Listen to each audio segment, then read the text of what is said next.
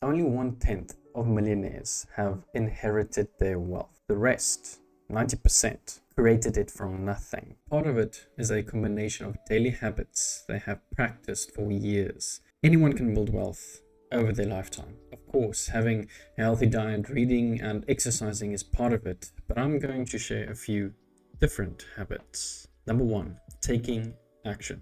You know those mornings when you wake up feeling like you need to have the perfect zen-like start to your day before you can even think about being productive? Maybe you feel like you need to meditate for 30 minutes, or journal about your feelings, or stand in front of the mirror and repeat affirmations to yourself before you can even consider tackling your to-do list. Well, here's the thing. While those rituals might have their time and place, they shouldn't become excuses for procrastination. The truth is, sometimes you just need to bypass all the fluff and get straight to work. Instead of spending precious time preparing to be productive, just jump right in and start tackling your tasks. Don't wait for the perfect moment or everything to feel just right. The most important thing is to take that first step, no matter how small it may seem. By eliminating unnecessary rituals and getting straight to the action,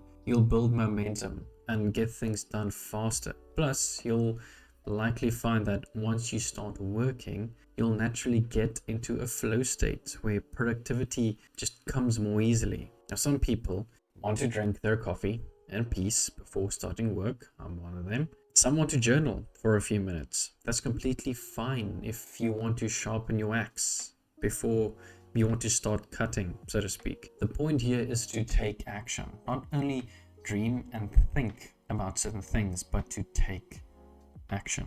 Number 2, journaling.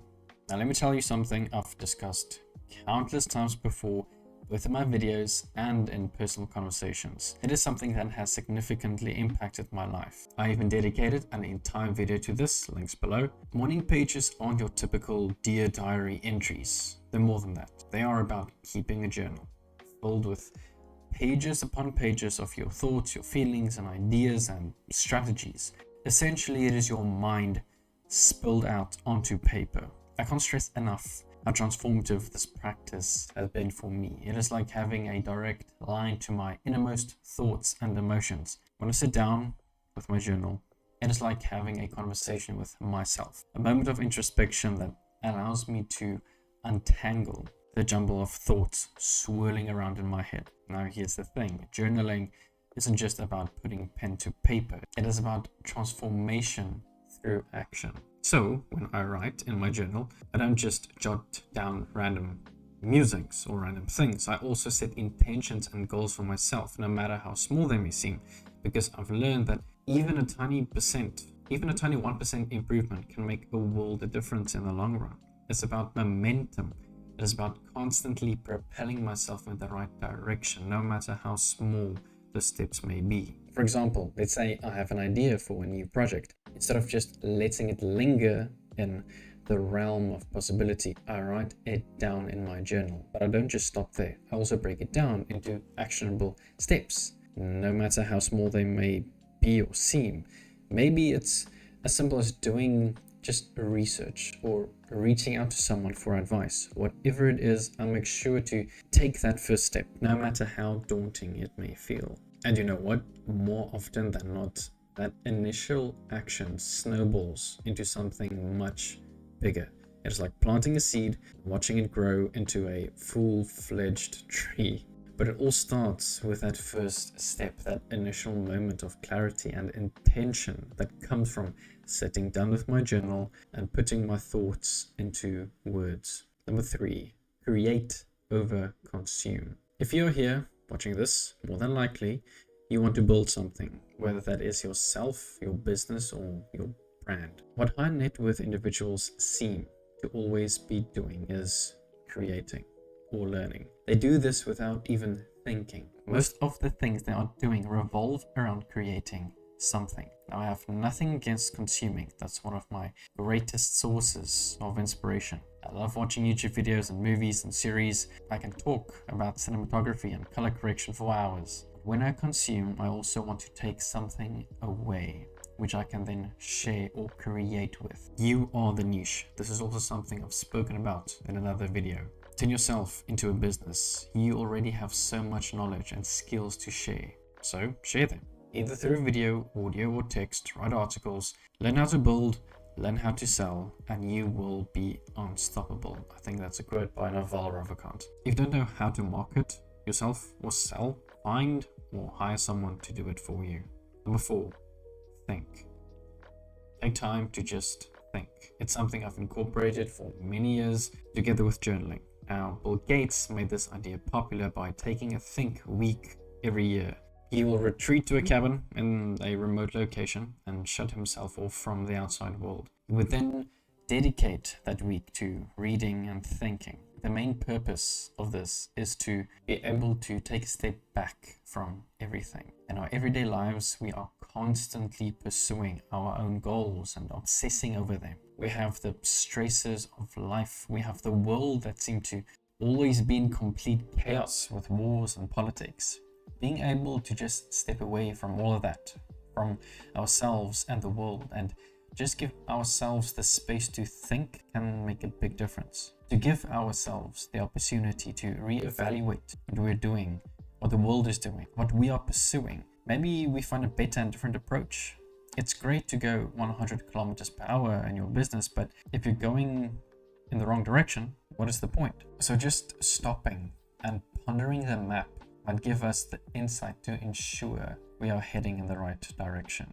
This also connects with meditating, together with journaling. Meditation doesn't mean being all zen and enlightened. It can also mean to just be still for a moment and take a breath from your own life. Allowing ourselves to just, is this the right thing to do? I don't know. Yes, no, maybe, I don't know. Just shh, let it go. Oh, doesn't that feel better? That's the whole point, just to just chill for a second, just 1 minute, just breathe, and then you can freak out 5 minutes later. Number 5, seek discomfort. I have a tattoo on my left arm that says seek discomfort. It's a slogan from Yes Theory here on YouTube, which has inspired me for many years. Now, in this context, it means that if you want to do something, but it makes you uncomfortable to do it, or you are scared, do it. Maybe something incredible comes out of it, or maybe nothing comes out of it. You won't know, or I won't know until I've taken that leap of faith. And that is what it is all about, to have and develop the courage to take that leap of faith. Many of you would like to start your own business or start to market yourself online, but you're too scared because of what others might think. They are going to think what they're going to think. It's not too late. Do what you want to do, but are too scared to. I remind myself, seek discomfort. The result isn't something negative. The result is either neutral or positive. There's no losing if the whole point is the process of seeking discomfort. The result is going to be what it is going to be. It doesn't say seek reward or seek winning. It says seek discomfort. And with discomfort comes growth. Number 6, you are the average of the 5 people you spend the most time with. Now, I know it is a saying that has been thrown around so much it almost feels like a cliche, but there is some truth to it. You are the average of the 5 people you spend the most time with. Now, maybe not exactly 5, but you get the gist. It's not just some random quote to scroll past on social media. It is the nugget of wisdom that's profoundly relevant in life. Let me share a bit of my journey with you to illustrate this point. Back in the day, I used to hang out with a pretty diverse group of friends. We had fun, sure, and looking back, I realized that I'm fortunate to have been with them because most of them were ambitious and had an entrepreneurial mind. They were passionate about their goals and driven to succeed and constantly pushing themselves to be better. You know what? It changed everything for me. Surrounding myself with people who were already on the path I wanted to be on lit a fire within me. Suddenly, I wasn't just coasting through life anymore. I was actively pursuing my dreams and aspirations. It is incredible how much influence our social circle can have on us. When you are around people who embody the qualities and values you aspire to have, it's like a roadmap to your own personal growth.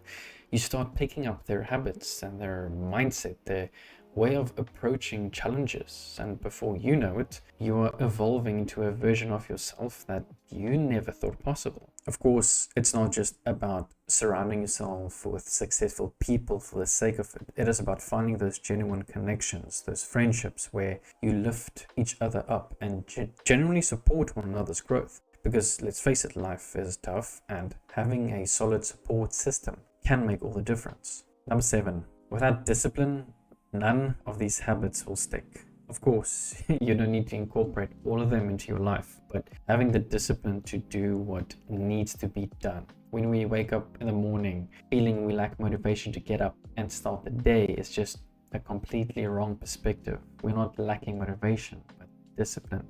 Discipline is doing what needs to be done, even when we don't want to do it. Discipline means you are capable of making sacrifices. Discipline is willing to forego immediate gratification for someday. We don't know when, but someday. And that's all from me. I hope you found value in what I shared, and we'll talk again in the next one.